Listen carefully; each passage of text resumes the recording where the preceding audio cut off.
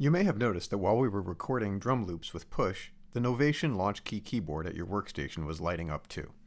Well, you can record into Ableton with your launch key just as easily as you can with push. Here's how it works. The 16 drum pads that we used in push are mapped to the first 16 keys of your keyboard. They're set up for finger drumming too, with 2 kicks, 2 snares, 2 hi-hats, an open hi-hat, the toms, etc.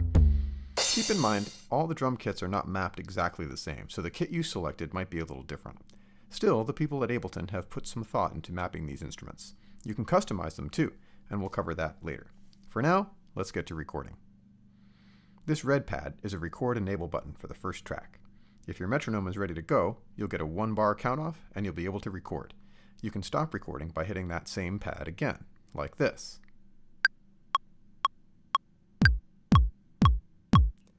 To stop playback, tap the green pad underneath. Notice that doing that only stopped the clip from playing back. The song and the metronome are still going.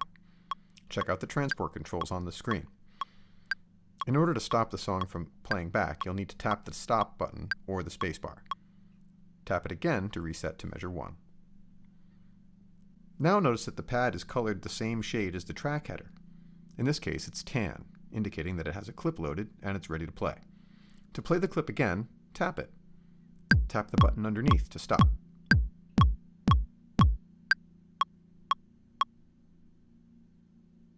You can also stop recording by tapping the pad underneath. Let's record another clip. Tap the scene down arrow below. Notice that the pad turned red and the new clip slot is in focus on the computer screen. Tapping the red pad will allow us to record a second clip in the new slot.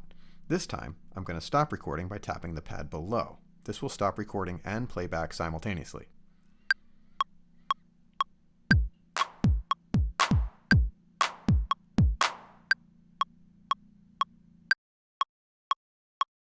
That time I wasn't quick enough on the stop button, and Ableton recorded a second measure.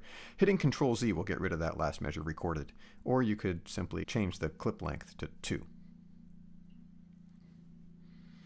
This workflow is pretty quick. Here's another clip.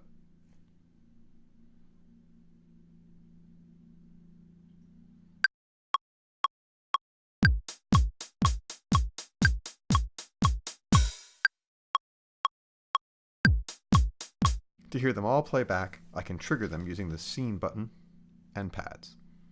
Metronome off for this.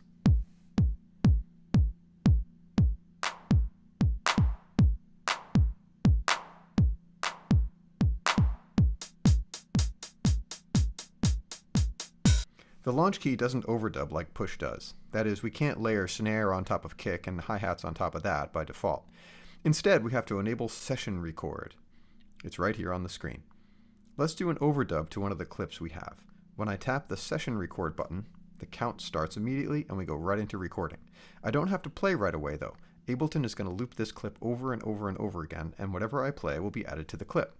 I can add as many layers as I want this way.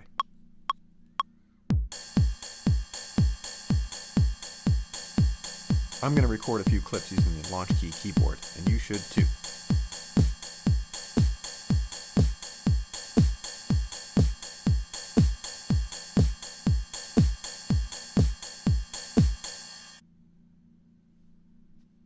Your assignment is to fill up all 4 slots with different drum loops.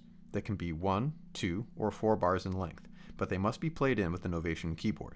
Remember the rules for writing drum parts: ground rhythm, backbeat, subdividing, and color. Also, make sure you edit and quantize your music in Ableton before saving. When you're done, save your file as Novation Drum Loops, your name, and email it to me. Have fun!